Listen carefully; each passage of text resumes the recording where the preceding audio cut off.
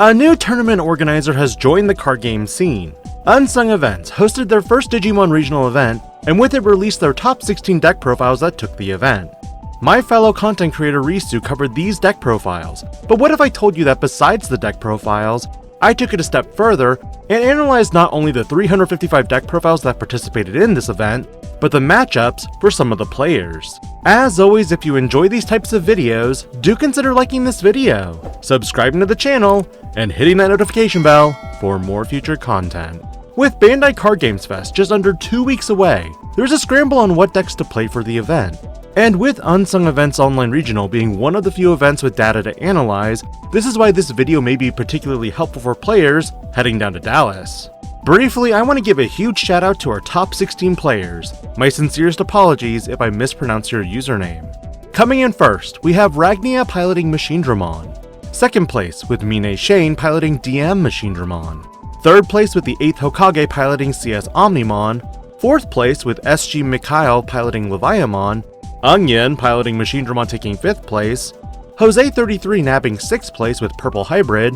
Intro with Royal Knights locking it in at 7th place. Ghost Combo in 8th place piloting Crossheart. Wilson at 9th place with Adventure. Thick Shady TCG with Blue Green Imperial Dramon at 10th place. Happy Kappa at 11th place playing Turtle Gankumon. Acefin 100 at 12th place playing Machinedramon. Bren playing Minerva Dogmill at 13th place. Sharkflynn with megidramon at 14th place. Sean Correa at 15th place playing CS Omnimon. And last but not least, KSE Mongu with Gallantmon in 16th place. Some of these players have YouTube channels, and if you'd like to consider supporting them, their channels have been linked in the description of this video. Congratulations on securing your invites. One thing you'll notice immediately is that of the 16 players, 4 placements were Machinedramon related, which got me thinking, is Machinedramon the meta pick to bring to Bandai Card Games Fest Dallas? Between the restriction list absolutely cutting Sakuyamon off at the knees, and slapping Royal Knight and Megidramon on the wrist, I had to know what the overall representation was for this event, and believe me, it was quite the undertaking. I personally screened all 355 lists, looking mainly at top ends and overall themes of decks and assigned each deck an archetype. Afterwards, I compiled a list of unique archetypes and found that out of the 355 decks, there were roughly 65 unique categories. If you haven't checked out Risu's video on the top 16 lists, you can find the link to his channel and video in this video's description. And at the same time, if you'd like to peruse the events page itself, head over to Eggman's events page where we've compiled a history of events for the Digimon card game to look at not just recent events, but a deep dive into its history going all the way back to EX3 Dragonic Roar. Again, link in the description of this video. After compiling all 65 categories, I then did a count to determine overall representations of each deck. And the results were very interesting. On one side of the screen, you should see a pie chart representing the top 16. And now on the right side, you should see a pie chart representing Unsung Events' overall deck distribution. A minor difference that you'll observe on my top 16 chart is that it separates out the Machinedramons and differentiates between the level 5 trash build with the DM variant. Other than that, the charts are mostly the same. And while it's interesting to see a skew of players with Machinedramon, it's very interesting in my mind to see that Gallantmon and CS Omnimon decks were the most piloted decks in this event. From a visual standpoint, this is a telling sign, but ultimately this is why I like to present quantifiable metrics as my evidence. For deck profiles that made up less than 1% of representation, they were automatically placed into the miscellaneous category. 3 of these miscellaneous decks would end up taking 3 slots in the top 16, being DM Machinedramon, Crossheart, and Minerva Dogmill. The way this table is presented, I showcase the deck that was played, the number of players that played the deck, its percent represented in the overall event, the numbers that converted into top 16, and the percent that converted. The percent converted is a comparison of the number of players that made to the top 16 from its total representation. Take DM Machinedramon for example. There were 2 players who played DM Machinedramon, but of the 2 players, only one made it in the top 16. Likewise, you could see that only 1 Crossheart and 1 Minervamon Dogmill, which meant that there was a 100% conversion rate.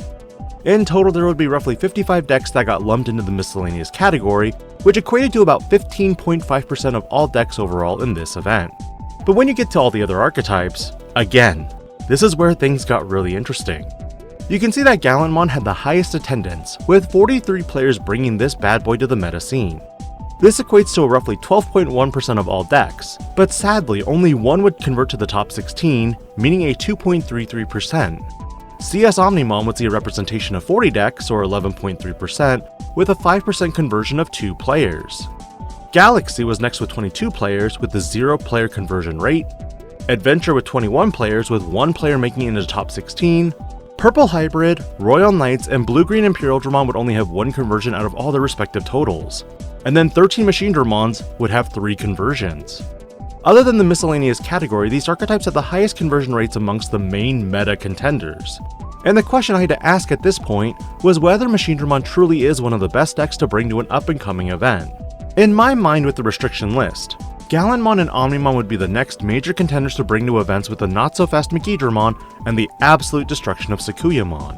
Interestingly, Sakuyamon had a representation of 7 players with 0 conversions, and Megidramon would have 8 players with a single conversion of a 1 player. In my mind, the more players that converge to top 16, the better. Which returns to the previous question, how the heck did Machinedramon do so well? When attending these big events, even though I or another content creator might speculate that a deck is the best deck of the format, this leads players down the rabbit hole of playing a counter deck to that specific archetype. And honestly, don't do that. Play something that you're comfortable with against multiple matchups. While Machinedramon did perform so well, again, massive props to these players, this required additional investigation. I reached out to each player and confirmed their matchups by round, and the results again are extremely interesting. Take first place winner Ragnia for example. Rounds 1 and 2 were adventure decks against Machinedramon, and depending on the adventure variant, if they go top end with level 6s, they might hand over a lot of memory when a D-Digivolve happens.